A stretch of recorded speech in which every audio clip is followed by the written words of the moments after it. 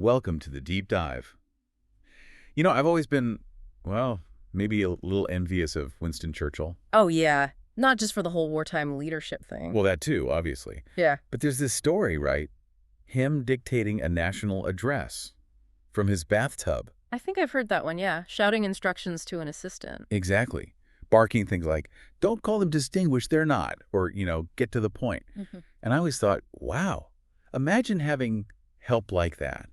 Someone who just gets your context, your voice, what you're trying to say. Yeah. So, you can just, lounge in the bath and they draft your speech. That sounds pretty luxurious, I have to admit. Like the ultimate assistant. Right. The ultimate luxury. And what's wild is thinking that kind of super personalized, almost intuitive help.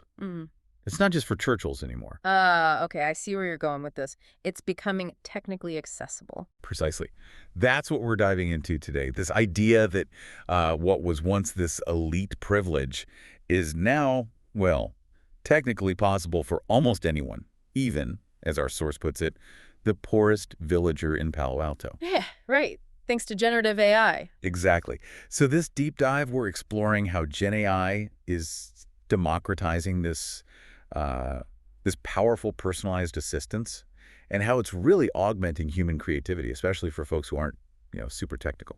And we're leaning heavily on the work of Jeremy Utley here. We are. He's an adjunct professor at Stanford focusing on creativity and AI.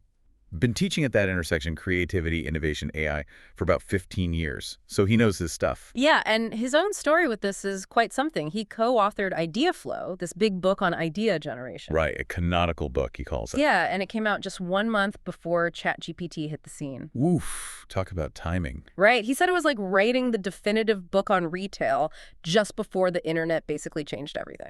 Okay, that's a good analogy. Yeah. So instead of a world book tour, he kind of scrapped that and became a student again.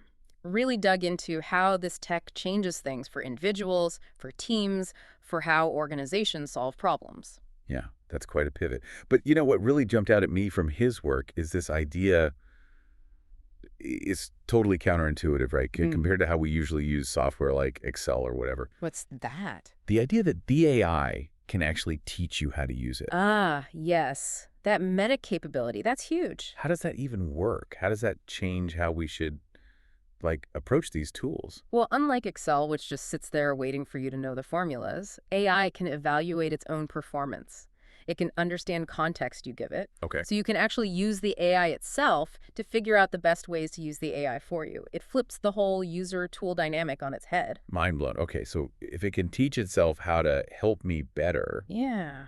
how do I kick that off? What's the magic phrase? How do I prompt it to do that? Yeah, there's a specific approach Utley recommends. It's this AI expert prompt. Okay, tell me more. You basically go to your large language model, ChatGPT or whatever, and you say something like, hey, you're an AI expert. Okay, start with flattery. I like it.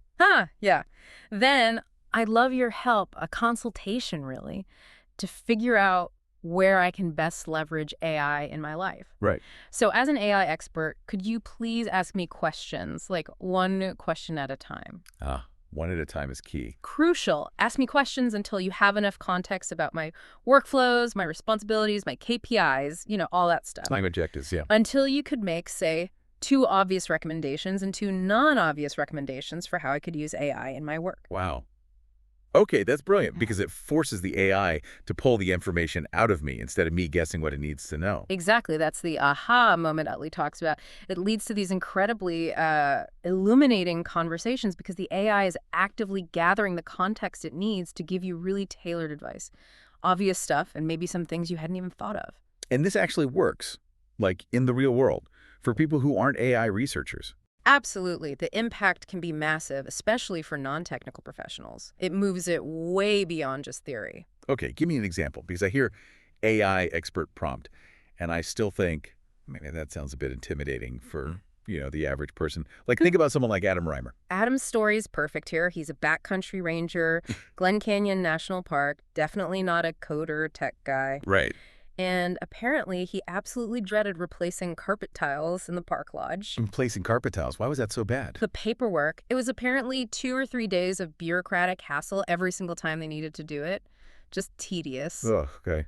I can imagine. So Adam gets just a couple of hours of basic training on, how to collaborate with AI, how to talk to it. Yeah. And in just 45 minutes, he uses AI to build this natural language tool, basically a simple program using everyday language that automates that whole paperwork process. 45 minutes to save 2 or 3 days of work. For instance, yeah, saved him 2 days every time they had to replace tiles. That is genuinely amazing. From one ranger, just a bit of training. But wait, it gets better. Oh? That tool he built, it wasn't just for him. It got shared across all 430 parks in the National Park Service. No way. Yes way. And the estimate now is that this one tool, built by a non-technical ranger in under an hour, is saving the Park Service something like 7,000 days of human labor this year. 7,000 days. That's staggering. It really is, and it shows the potential, right? When a regular professional gets just some foundational training. You'd think everyone would be jumping on this then. Yeah. If those are the kinds of results possible.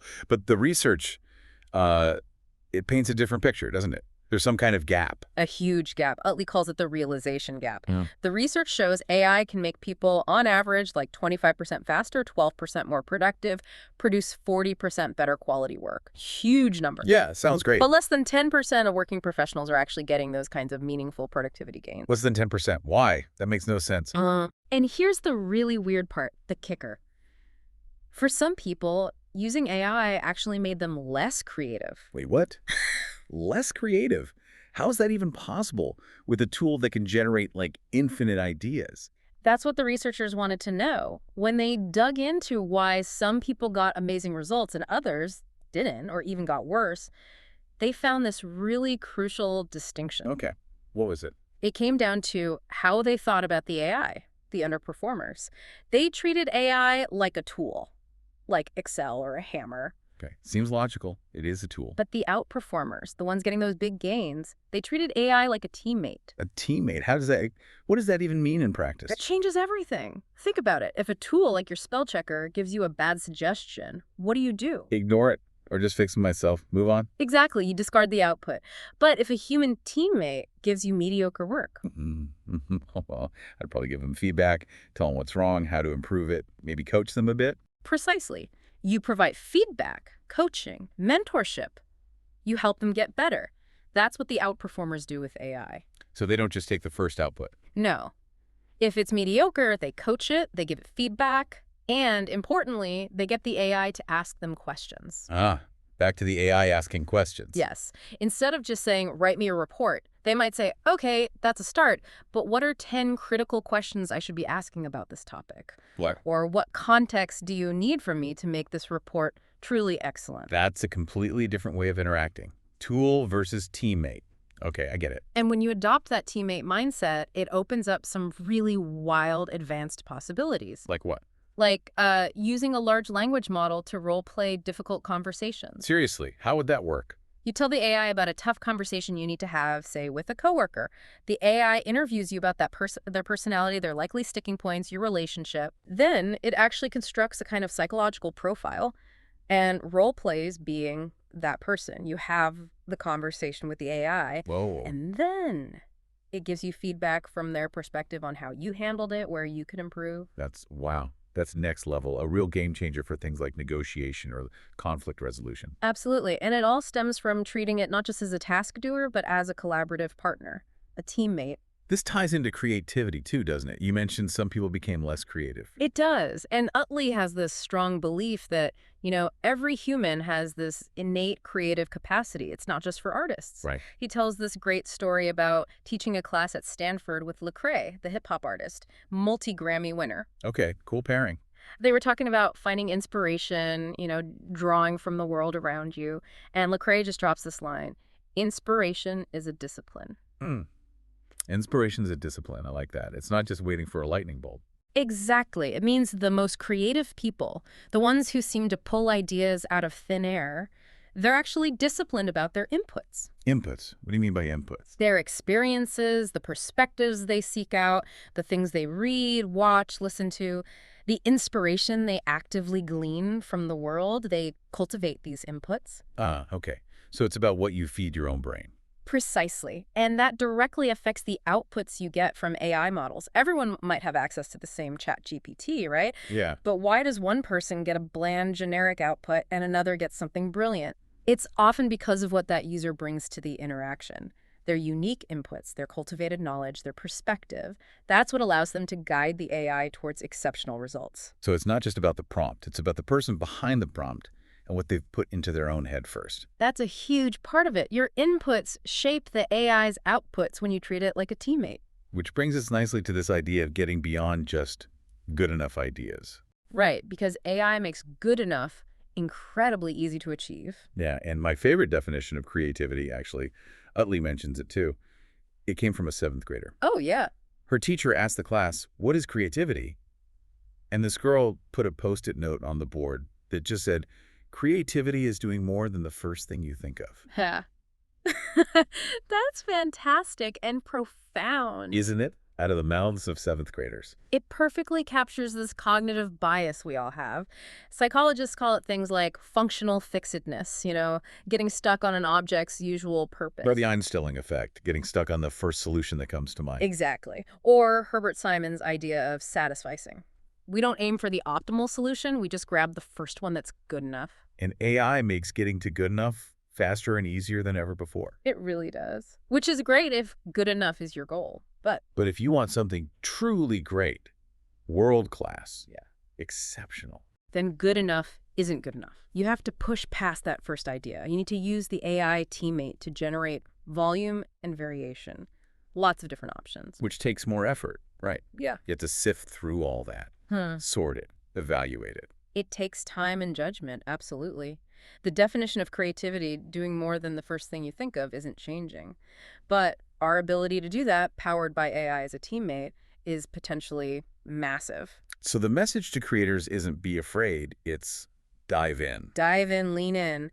Utley really believes creators are about to be unleashed in this unprecedented way if they adopt the right mindset. A teammate mindset. Yeah, which leads to the ultimate reframe, the core message, really. The only correct answer now to the question, how do you use AI? What is it? I don't. I work with it. Oh. Simple, but powerful. I don't use AI. I work with it. Changing that one word changes everything. It really does. It shifts your entire orientation, the questions you ask, the feedback you give, and ultimately the results you get. Okay, so let's recap this deep dive then. We started with Churchill in the bath Right, that ultimate personalized assistant. and saw how AI maybe democratizes that. But the key isn't just having the tool, it's how you engage with it. Exactly. Don't just ask it questions. Get it to ask you questions. Use that AI expert prompt idea. And crucially, shift from treating it like a simple tool you use. To treating it like a teammate you work with. Coach it, give it feedback, provide your unique inputs. Like Adam Reimer did, even without being a tech expert, leading to huge gains. Yeah, bridging that realization gap and even boosting creativity rather than stifling it by just settling for the first good enough answer. It's about collaboration, discipline in your own inputs, and pushing for volume and variation. That sums it up pretty well. It's a mindset shift that unlocks a whole new level of productivity and creativity. So as you, our listener, think about all this, maybe mull over this question. What unique inputs, what experiences, perspectives, knowledge will you bring to your AI collaborator? How will you work with it to push beyond just good enough and unlock those truly exceptional outcomes?